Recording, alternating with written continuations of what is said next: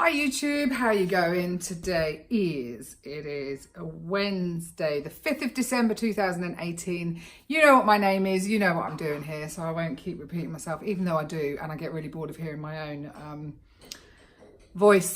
And if you hear a lot of clashing in the background, in case I haven't told you enough already, my husband retired, so I don't get 5 minutes on my own anymore. So I'm generally sat here while he's tidying up. That sounds really shit actually, but he's taking over the kitchen, cooking, cleaning it, and actually doing the grocery shop. So I'm a winner there, I know. So you can all feel very envious. The food's delicious too. If you follow my Instagram, you'll see it because I always put it up there. I don't think I signed up for taking over cleaning. Well, I don't know what you're doing then. He just said he didn't think he signed up for taking over cleaning.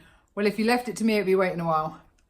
Anyway, I just wanted to apologise because I actually think the last couple of videos I've done, Howie has been in the background or sitting at the table and he's clunking and doing stuff. So I apologise for that, and I hope you can, just block your ears to it and just go, yeah, it's Howie, bloody Howie.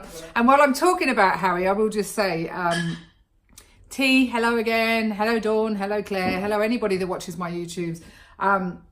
Interacting a bit with T has been really nice, actually, for somebody new, I suppose, to come on in and to know that she's gone back and looking through all my videos. It's really lovely for me to know that it's helping you in some way. T's at the beginning of her journey. And it made me sort of think about when you mentioned that you and your husband had sat down and watched mine and Howie's questions and answers.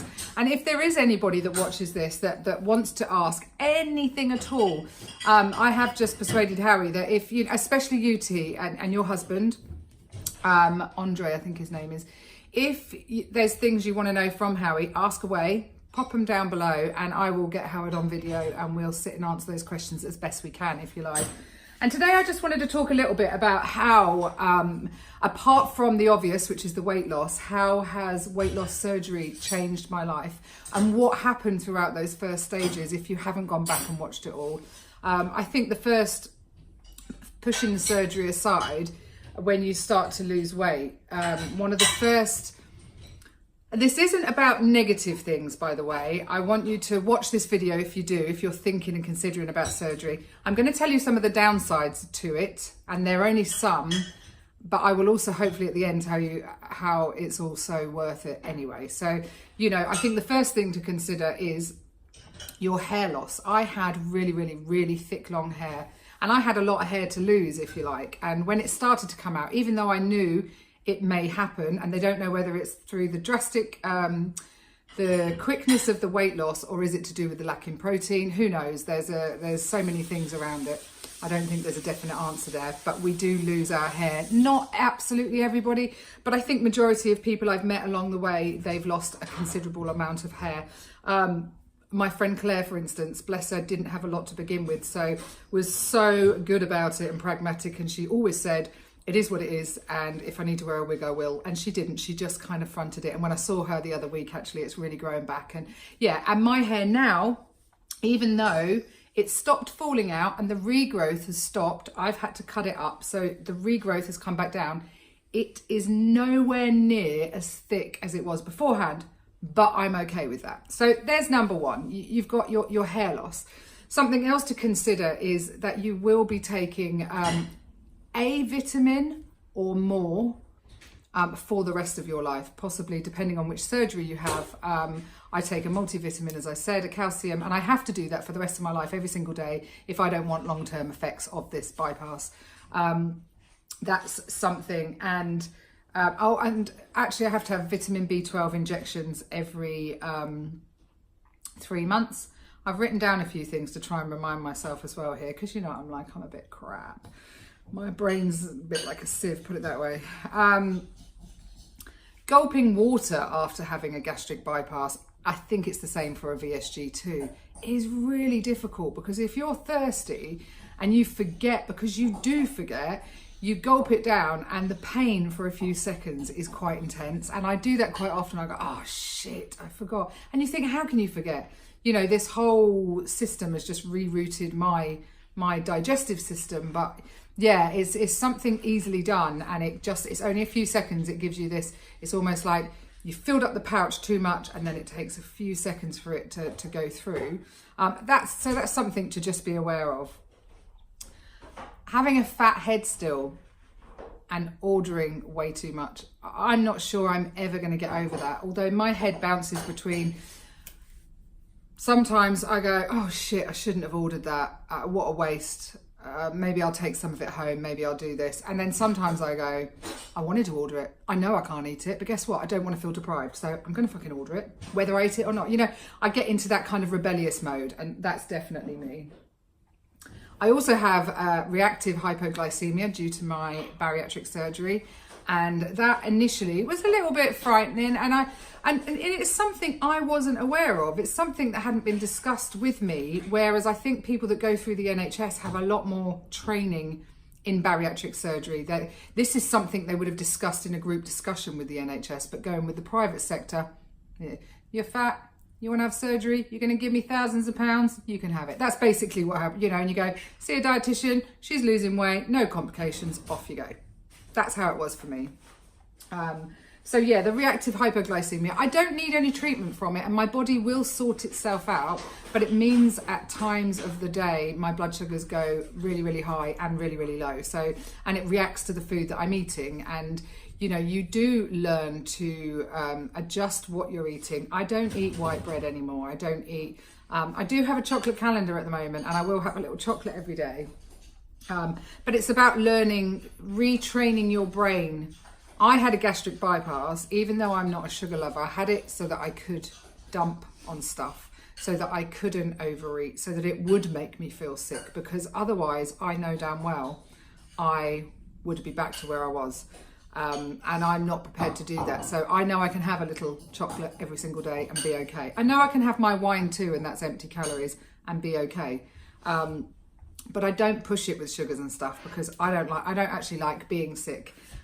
So I kind of, if I know something's going to cause me, I will tend to say no if I can. Don't get me wrong though. I mean, I was even with someone who had a hot chocolate the other day. I don't even drink it, but really, I never have a hot chocolate, but I'm so easily, oh, you're having a hot chocolate. That sounds nice. I'll have it. And both of us felt a bit shit from it. But you try not to, you try to remember and say, no, this isn't going to make me feel good. You know, I had this gastric bypass for a reason, and that's one of them. It needs to be a little mindset change in your head, if you can do it. And I'm always scared of regain.